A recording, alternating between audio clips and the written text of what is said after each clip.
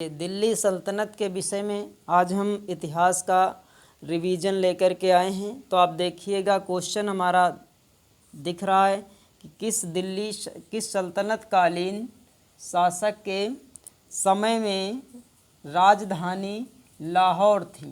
अब चार विकल्प दिए हुए हैं। ए ऐबक, बी इल्तुतमिश, सी कुतुबुद्दीन मोहम्मद बिन तुगलक और सिकंदर लोधी। इनमें से कौन सा ऑप्शन है, हम इस पे चर्चा करेंगे। इसका रिवीजन करते हैं।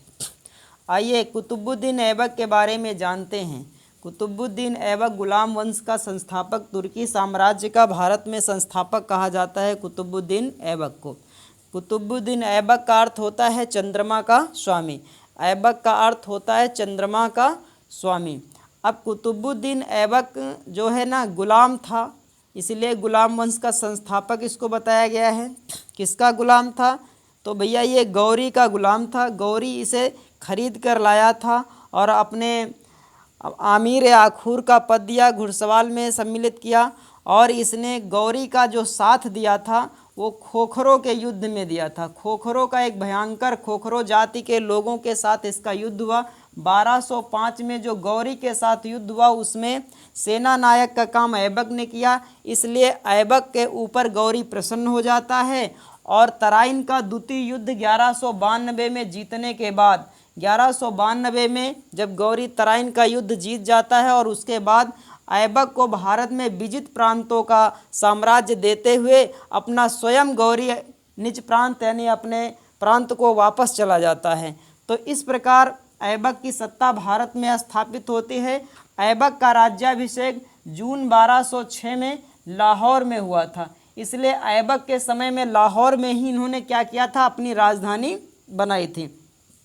ऐबक के विषय में और जानकारी मिलती है कि ऐबक की दानशीलता के कारण इसे लाख बख्श या पीर बख्श के नाम से भी जाना जाता है।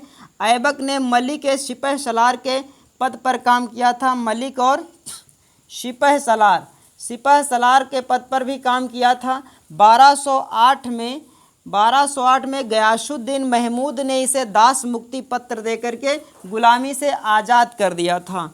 और इस प्रकार इसका एक सहायक सेनापति था जिसका नाम था बख्तियार खिलजी। क्या नाम था, बख्तियार खिलजी। इसी बख्तियार खिलजी ने प्राचीन नालंदा विश्वविद्यालय को ध्वस्त करा दिया था, इसके सहायक सेनापति बख्तियार खिलजी ने।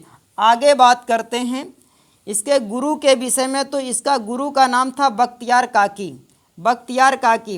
काकी की स्मृति में इसने कुतुब मीनार का निर्माण शुरू कराया था। कुतुब मीनार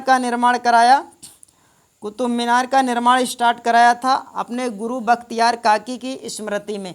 और अगर आगे बात करें तो इन्होंने क्या किया था, दिल्ली में एक स्थान है राय पिथौरागढ़ स्थान है। उस राय पिथौरागढ़ में पृथ्वीराज तृतीय का बना हुआ था एक किला, और उस किले को ध्वस्त करा करके उसकी जगह पर जो है ना इन्होंने एक मस्जिद बनाई थी जिसका नाम था कुब्बल उल इस्लाम नाम की मस्जिद का निर्माण कराया था। उसका नाम था कुब्बल उल इस्लाम का निर्माण कराया। और इसने क्या किया था, विग्रहराज चतुर्थ का एक बना हुआ था विश्वविद्यालय, और उसको ध्वस्त करा करके वहाँ पर भी इन्होंने एक इमारत का निर्माण कराया था जो कि अजमेर में थी। अब इतनी सी बात, सिकंदर और पोलो खेलते समय ऐबक की मृत्यु हो जाती है। एक बार पोलो खेलते समय घोड़े से गिरकर ऐबक की मृत्यु हो जाती। तो हमने ऐबक के विषय में राजधानी कहाँ थी, लाहौर थी। आगे दूसरा विकल्प देखते हैं। इल्तुतमिश के बारे में जानकारी मिलती। इल्तुतमिश ऐबक का गुलाम और दामाद दोनों था। इल्तुतमिश जो था ये ऐबक का गुलाम भी था और दामाद भी था। इल्तुतमिश जब शासक बना तो उस समय ये बदायूं का पहले गवर्नर हुआ करता था और उसके बाद ये शासक बना। इसे गुलामों का गुलाम कहा जाता है। इलबारी जनजाति का था। इसने दल चालीसा का गठन किया। चालीसा दल, जिसको तुर्कान चहलगानी के नाम से जानते हैं। इन्होंने तांबे के सिक्के चलवाए। शुद्ध तांबे के सिक्के के बारे में, शुद्ध तांबे के अरबी सिक्के के बारे में भी जानते हैं। रणथंभौर जीतने वाला पहला शासक, मकबरा बनाने की परंपरा इन्होंने शुरू किया था, इसलिए मकबरा बनाने का जनक भी इसको कहते हैं, मकबरा का पद्धति का जनक भी कहा जाता है। नासिरी मुअज्जी नाम का भी इन्होंने मकबरा बनवाया था, जो कि मोहम्मद गौरी का था। इसने जीतल और टंका चलाया था, सिक्के के विषय में अगर जीतल और टंका चलाया था, जो तांबे के हुआ करते थे। इनके शासनकाल में न्याय के लिए लाल कपड़े पहन करके जाना पड़ता था। ऐबक के बारे में एक जानकारी और आपको बता देते हैं। हसन निजामी और फारूक मुद्दीर इनके दरबारी विद्वान भी हुआ करते थे। चलिए आगे, इल्तुतमिश के बाद अगला नाम मिलता है हमारा मोहम्मद बिन तुगलक का।